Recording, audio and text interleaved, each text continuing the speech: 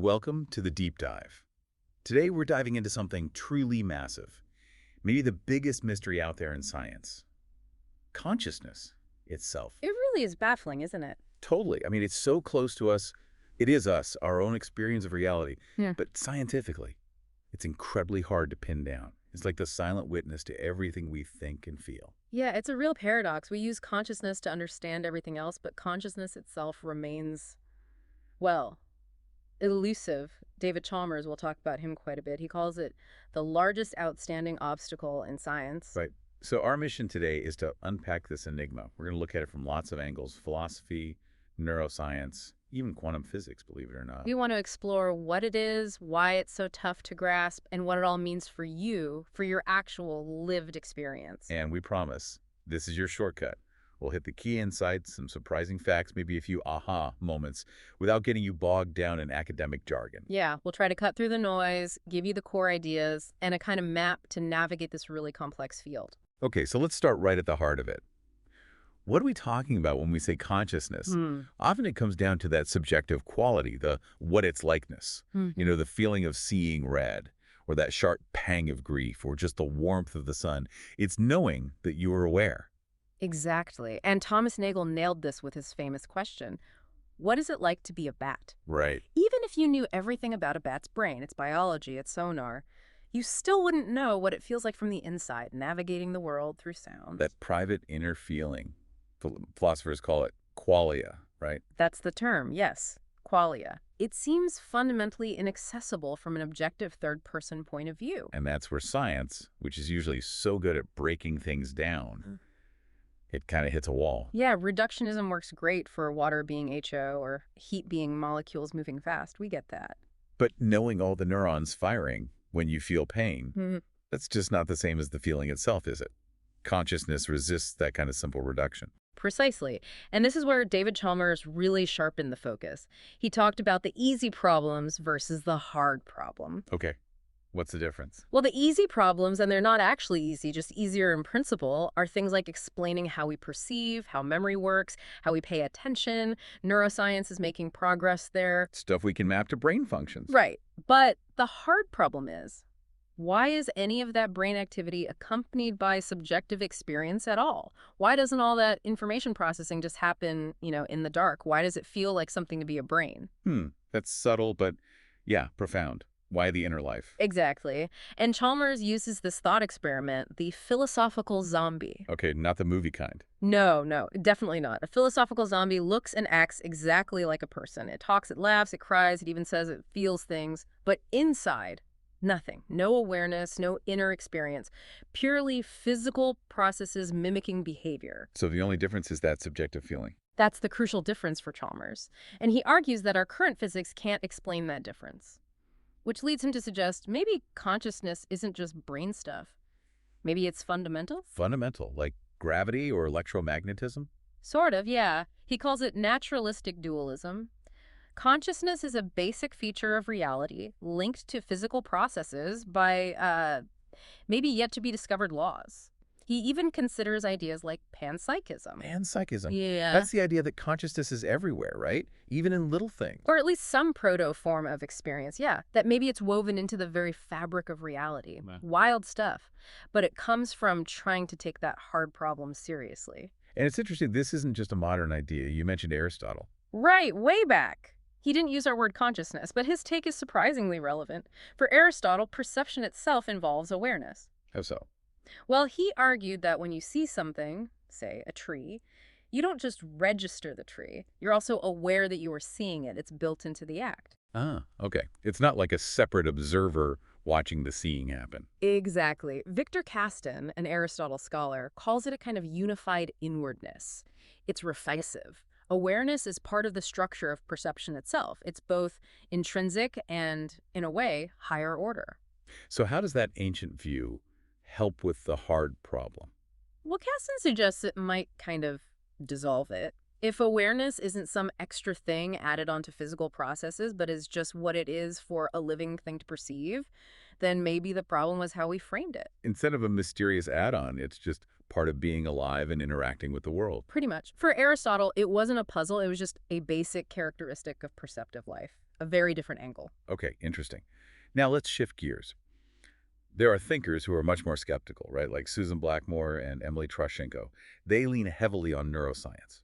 Yeah, they bring a very empirical perspective. They ask, what if consciousness is, in their words, a grand illusion? An illusion, like it doesn't Yeah. exist. Not quite that it doesn't exist, but that it's fundamentally not what it seems to be.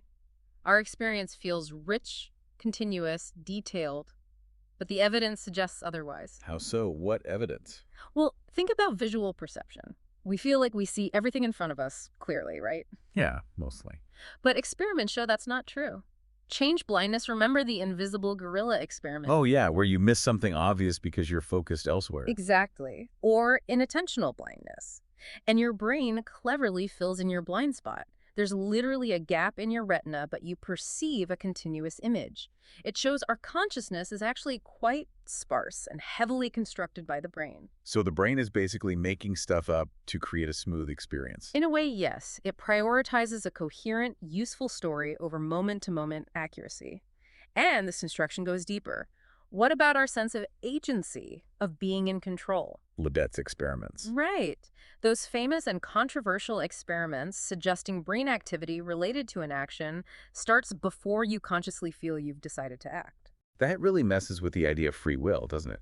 Like, are we just becoming aware of decisions our brain already made? It certainly challenges the simple picture. And then you look at split brain patients. Where the connection between the two brain hemispheres is cut. Yes. And you find evidence of two semi-independent streams of consciousness in one head.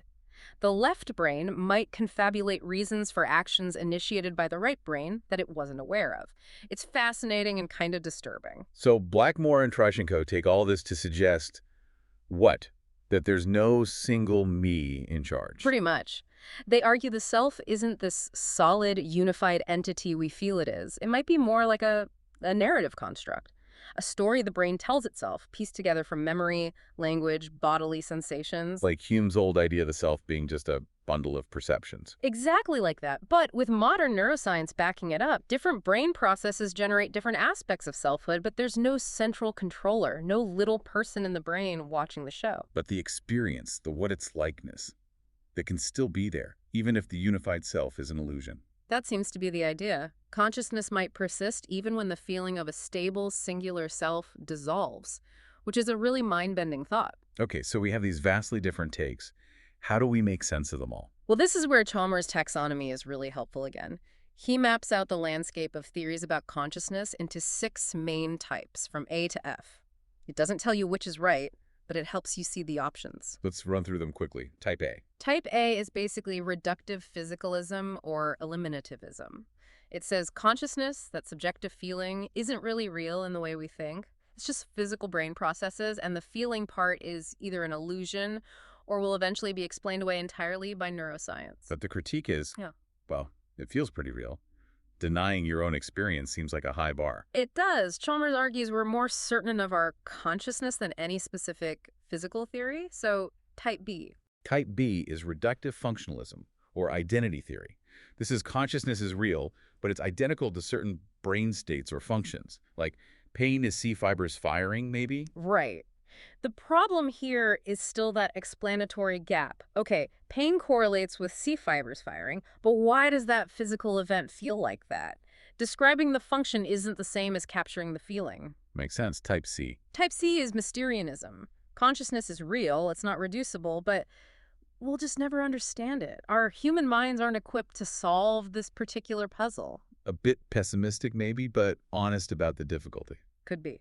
Then type D is naturalistic dualism. That's Chalmers' view we mentioned. Consciousness is a fundamental property, alongside space, time, mass, linked to the physical world by undiscovered psychophysical laws. Takes both science and experience seriously, but hard to test, presumably. That's the challenge, yeah. How do you find evidence for these new fundamental laws? Type E is epiphenomenalism. Okay, what's that? Consciousness is real, it exists, but it doesn't do anything. It's just a byproduct of brain activity, like smoke from a train. It has no causal power over the physical world or even over other thoughts. Whoa.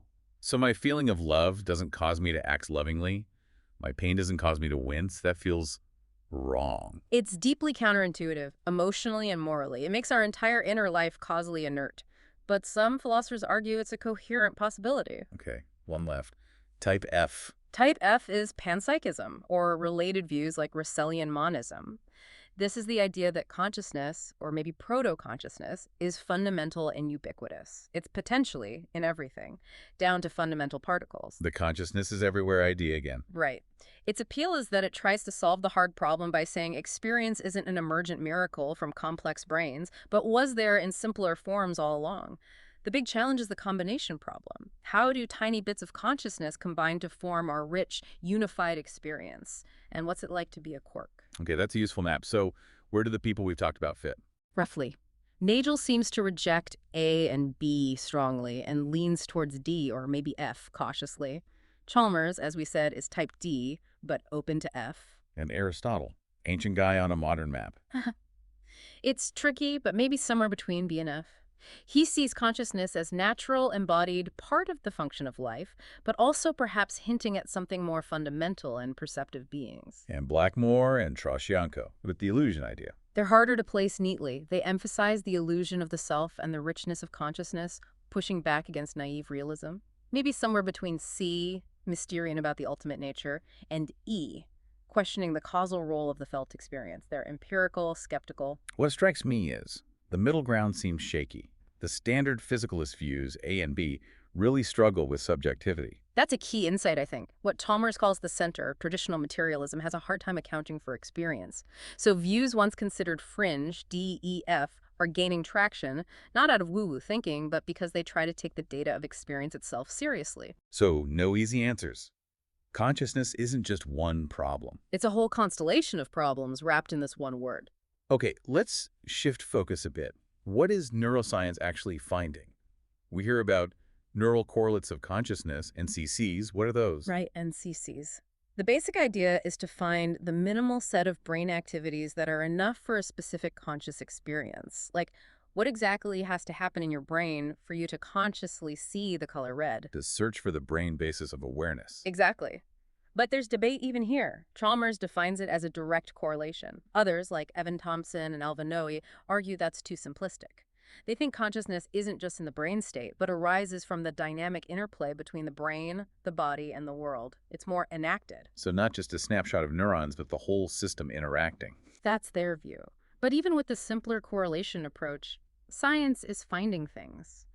We know, for instance, that overall states of consciousness being awake versus asleep or under anesthesia involve big shifts in communication patterns, especially these loops between the thalamus and the cortex. The brain's main highways. Pretty much. And researchers distinguish between state NCCs, the correlates of being conscious at all, and content NCCs, the correlates of experiencing something specific, like seeing a face or feeling an itch. But finding a correlation, that's not the same as explaining why it feels like something. Absolutely crucial point. Correlation is not explanation. We can see, say, that activity in brain region X correlates with feeling happy.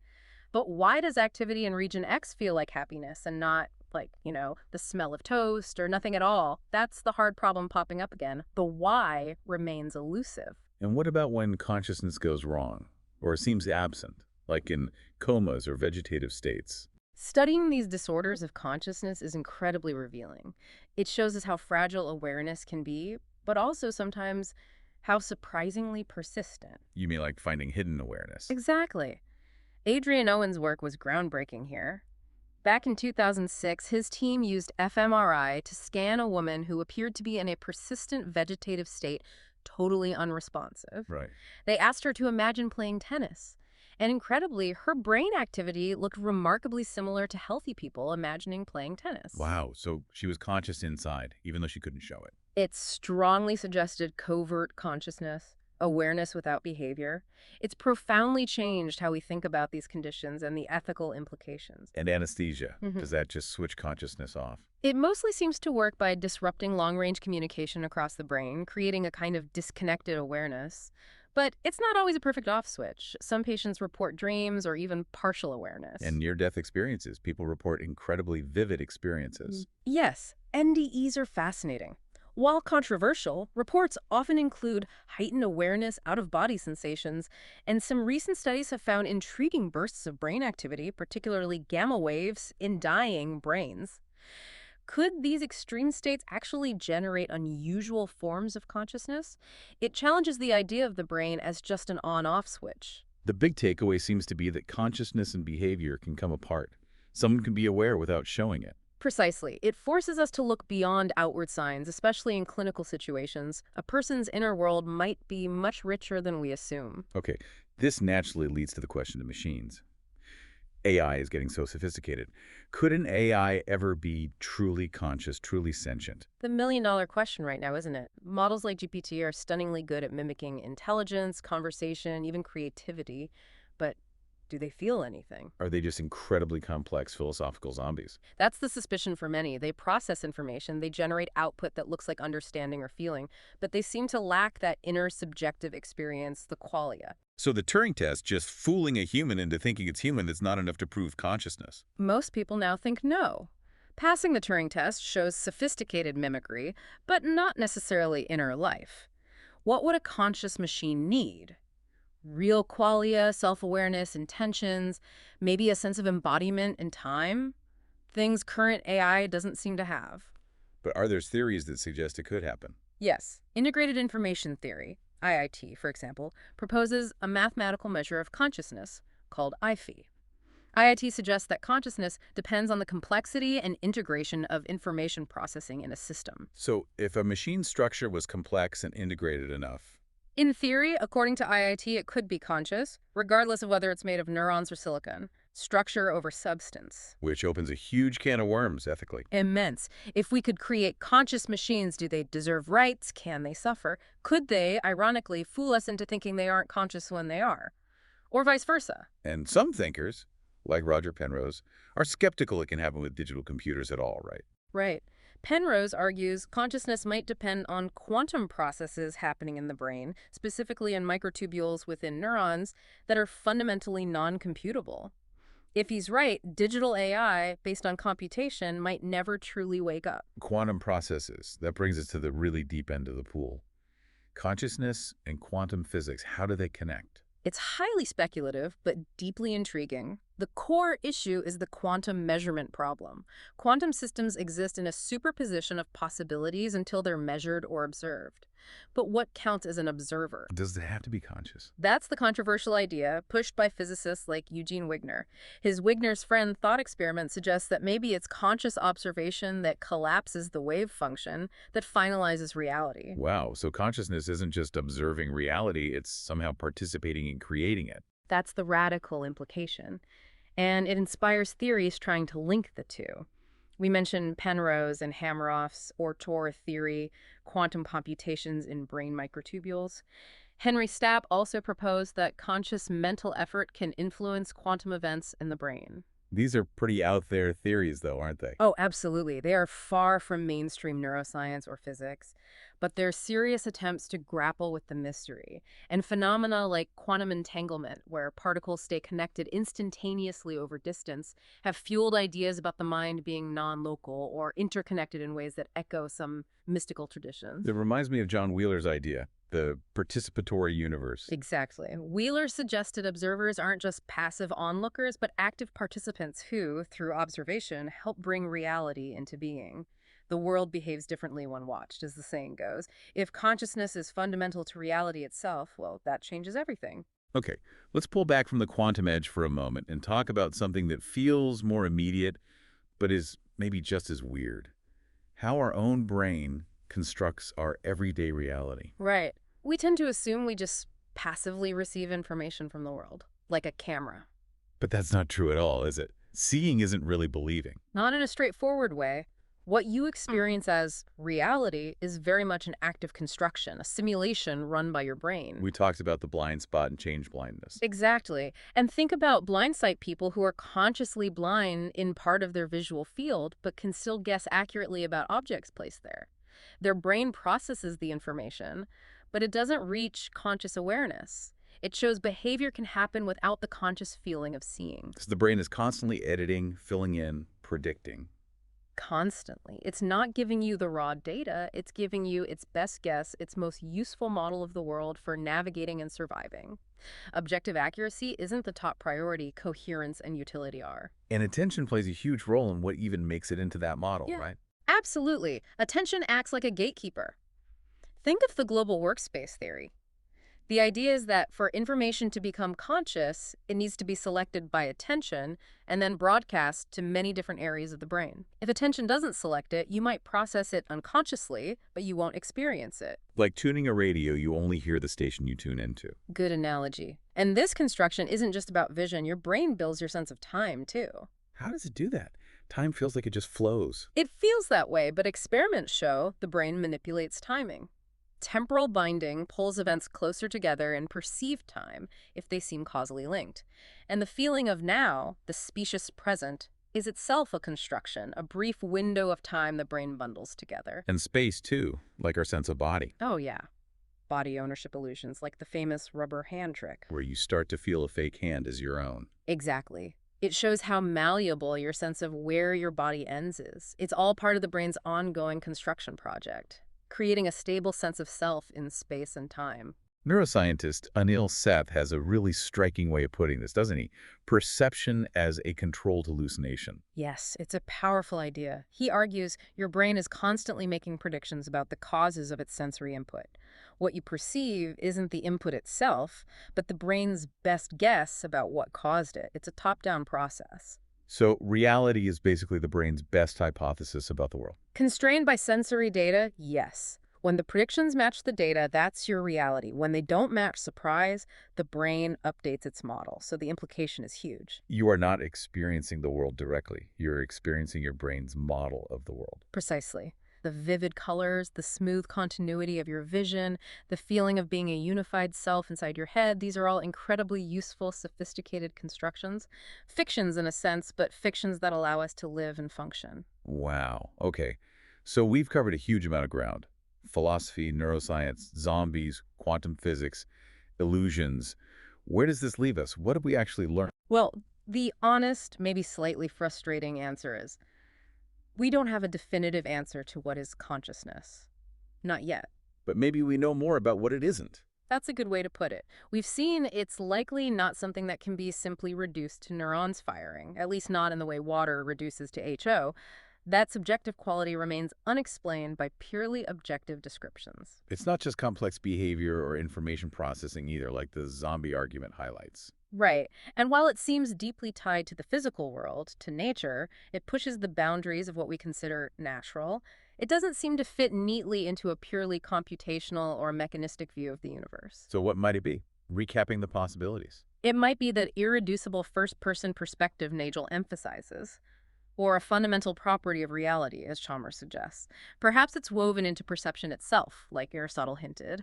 Or maybe it is a kind of illusion, as Blackmore argues, but an illusion that is undeniably being had by something.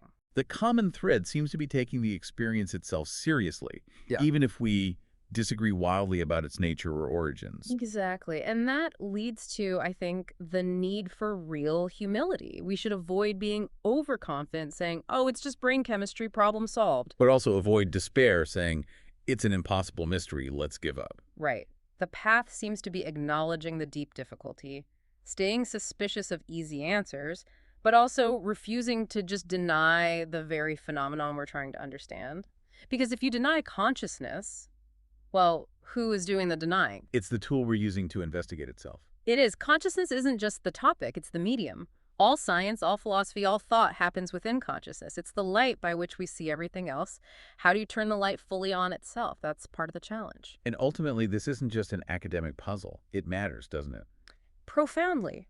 How we understand consciousness shapes how we treat each other, how we think about animal welfare, the ethics of AI. Questions of rights, dignity, suffering. All of it. The very possibility of things like value, meaning, joy, pain, love, all the things that make life worth living, or sometimes unbearable, seem utterly dependent on the existence of conscious experience. Without it. Well, it's hard to imagine what would matter at all. So we're left with the mystery. We are. What is consciousness? We still don't fully know, but we know it's real. It's right here. It is, in some fundamental way, you. It's this experience right now. And maybe that sense of presence, that immediate reality, maybe that's where we have to begin again. Not necessarily with answers, but with a sense of, well, awe.